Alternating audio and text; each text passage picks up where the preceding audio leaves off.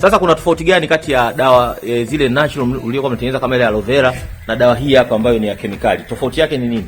Tofauti yake, hii dawa ya dukani ina makemikali na ile kule ambayo mwarobaini pamoja na aloe vera ile pale ni natural medicine. Tofauti wake, hizi dawa za madukani ambazo zina makemikali mingi, ukiweza mfano ukapulizia leo, hauwezi kuchuma leo hii na ukazipika ukala.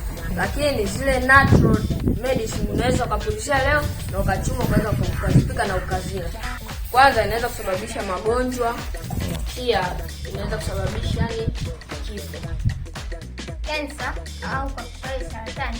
Okay. Kwa hiyo hizi kemikali hazishauriwi sana. Kwa hiyo tunatumia pale inapobidi, kama imeshindikana, kama hivyo dawa imefika sana kushambulia, ndio tunabidi tutumie. Ila ingekuwa sio hivyo tungeenda kutumia zile natural, sio? Okay, sawa.